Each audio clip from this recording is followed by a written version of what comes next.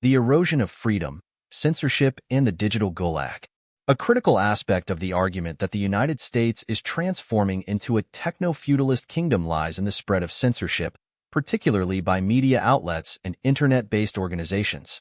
In this emerging system, censorship is not just a tool for suppressing dissent, but a mechanism for controlling the narrative and shaping public perception, much like the tactics used by the KGB during the Soviet era. This spread of censorship is turning the digital landscape into a modern-day Gulag, where freedom of speech is restricted and individuals are subjected to ideological conformity. Censorship in the digital age. The rise of social media platforms and internet-based organizations has revolutionized communication, making it easier for individuals to share information, ideas, and opinions. However, this digital revolution has also brought about a new form of censorship. Platforms like Facebook, Twitter, and YouTube have been criticized for their content moderation policies, which often result in the removal or suppression of content that does not align with the prevailing corporate or political ideologies. This censorship is often justified on the grounds of combating misinformation, hate speech, or harmful content. While these are legitimate concerns, the opaque and often arbitrary nature of content moderation has raised questions about the true motives behind these actions. In many cases, censorship is applied unevenly, with certain viewpoints or political perspectives being disproportionately targeted. This has led to accusations that these platforms are not just neutral arbiters of content, but active participants in shaping the public discourse. The digital Gulag. The term Gulag refers to the Soviet-era labor camps where political dissidents, intellectuals, and other enemies of the state were imprisoned and subjected to harsh conditions.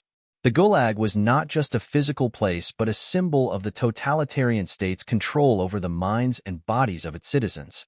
In the digital age, this concept is being reimagined as a virtual space where dissenting voices are silenced and individuals are forced to conform to a narrow set of acceptable ideas. The digital Gulag is characterized by the pervasive surveillance and data collection practices of tech companies, which track users' online activities, preferences, and communications. This data is then used to curate content, target advertisements, and in some cases, censor or deplatform individuals who express views deemed dangerous or misleading. The result is a chilling effect on free speech, where people self-censor out of fear of being banned, ostracized, or losing access to essential digital services. Moreover, the control exerted by tech companies over information flows has global implications. Internet-based organizations, many of which are headquartered in the U.S., have a significant influence on the global information landscape. When these companies engage in censorship, they effectively export their policies to other parts of the world, contributing to a broader erosion of free speech and democratic values. This global reach transforms the digital Gulag from a national phenomenon into a worldwide system of control. Historical parallels and the threat to democracy. The parallels between the digital Gulag and the KGB-era USSR are striking.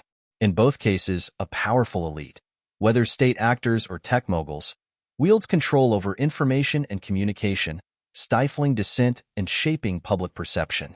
The difference lies in the tools used. Whereas the KGB relied on physical surveillance, intimidation, and imprisonment, today's tech giants use digital surveillance, algorithmic manipulation, and deplatforming to achieve similar ends. The threat to democracy posed by this censorship cannot be overstated. A healthy democracy depends on a free and open exchange of ideas, where citizens can debate, disagree, and challenge the status quo without fear of reprisal. When censorship becomes widespread, it undermines the very foundation of democratic society, leading to a culture of conformity, fear, and intellectual stagnation. Resisting the digital Gulag.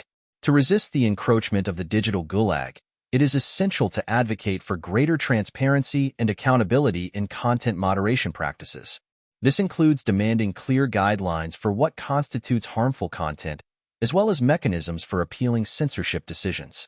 Additionally, there should be a push for stronger data privacy protections to prevent tech companies from using surveillance to control and manipulate users. Another important step is to diversify the digital landscape by supporting alternative platforms that prioritize free speech and open dialogue. By decentralizing the control of information, it becomes more difficult for any single entity to impose a uniform narrative or suppress dissent.